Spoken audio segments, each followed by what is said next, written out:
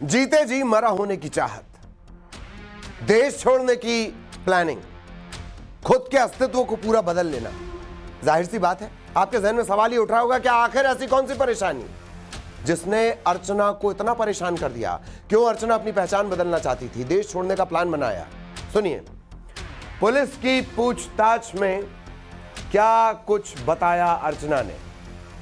अर्चना का अरमान, अर्चना का प्लान, खुद अर्चना की जुबानी।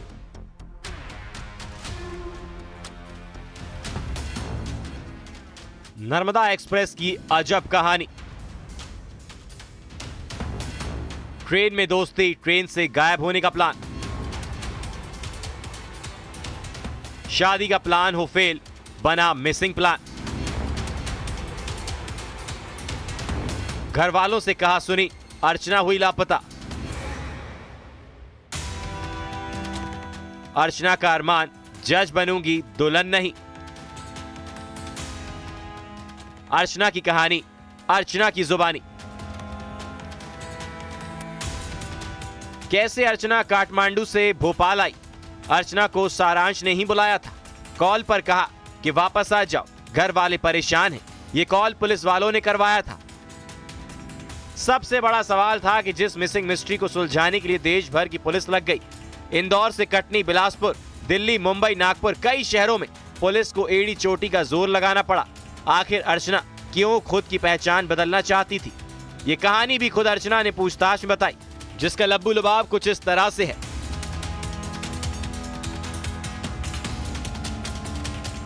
मैं जज बनना चाहती हूँ, शादी का कोई सपना नहीं है, लेकिन घरवाले हैं कि शादी करवाना चाहते हैं। मेरे लिए पटवारी लड़का भी देखा है, लेकिन मुझे अभी शादी नहीं करनी। इस बार राखी पर बुलाकर कहा है कि तुम्हें शादी करनी ही होगी। मैं शादी नहीं करना चाहती, कुछ बनना है, नाम कमाना है, लेकिन घरवाले मान ही नहीं रहे। मैं बहुत परेशान हो चुकी हूँ। ऐसी ही मजबूरी थी जिसे अर्चना ने पुलिस की पूछताछ में बताया। दरअसल 7 अगस्त को इंदौर से कटनी घर जाने के लिए निकली अर्चना को परिवार ने कह दिया था उसे शादी करनी ही होगी। पटवारी लड़का देखा है। इस बात को लेकर घर वालों से कहा सुनी हुई, मां से झगड़ा भी, लेकिन अर्चना के घर वाले नहीं माने। अर्चना तिवारी नामक लड़की जो है ये कटनी की रहने वाली है। वहाँ से उसने अपना ग्रेजुएशन कंप्लीट किया हुआ है। वहाँ पर ये जो है वो स्टूडेंट छात्रा, नेता छात्रा वगैरह भी रही हुई है एनएसयूआई से। उसके बाद में फिर ये 2 साल तक जो है वो जबलपुर में प्रैक्टिस करती थी एडवोकेट की।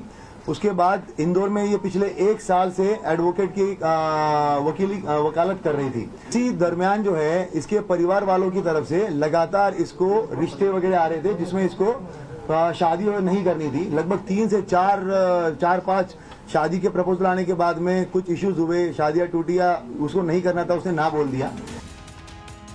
अर्चना की आरजू थी कि वो सिविल जज बने, लेकिन शादी की अड़चन उसके सपने पर ब्रेक लगा रही थी। ये बात उसने अपने दोस्त सारांश को भी बताई कि इस बार घर गई तो शादी पक्की समझो। और फिर अर्चना, सारांश और तेजिंदर ने मिलकर पूरा प्लान बनाया। घटना दिनांक जो 7 तारीख है, उसके पहले इसके माता पिता ने और इसके बड़े ताऊ ने जो है वो एक तहसीलदार पटवारी के साथ में इसका रिश्ता फिक्स कर लिया था। उस टाइम पे परिवार के साथ में इसकी लंबी कहासुनी हुई है। उन्होंने कहा कि अब तुम अपनी पढ़ाई वढ़ाई सब छोड़ दो और तत्काल वापस आ जाओ, तुम शादी करके जो है वो तुम्हें जाना ही है। अब की बार जो है वो तुम मना नहीं करोगी और तुम्हारा जो पढ़ाई लिखाई का मूड था और साथ साथ में अभी वकालत और सिविल जज की तैयारी करने का मूड था। तो इसने अपने इस दोस्त को, जो सारांश इसका दोस्त था, तो इससे बात करी। 6 तारीख को ये हरदा में केस के सिलसिले में गई थी, हरदा के आसपास में। वहीं पे ढाबे पे बैठ के एक तेजिंदर करके है, तेजिंदर सिंह और सारांश और लड़की, इन तीनों की बैठ के बात हुई। वहां पे इन लोगों ने प्लान किया कि किस तरीके से जो है अगर हम लोग मतलब बेसिकली ये छोड़ के भाग जाना है। तब ये भी बात हुई थी कि भाग जाना है तो अभी भाग जाते हैं, तो इतना सब कुछ करने की जरूरत क्या है। एनएसयूआई नेता भी रह चुकी है अर्चना, जो हाई कोर्ट में वकील भी रही, अभी वकालत कर रही थी। इंदौर के सत्कार गर्ल्स हॉस्टल में रहकर सिविल जज की पढ़ाई कर रही थी। 7 अगस्त को इंदौर के हॉस्टल से निकली, ट्रेन में बैठी और शादी के डर से गुम हो गई। मैरिज और मिसिंग मिस्ट्री ने सबको चौंका दिया।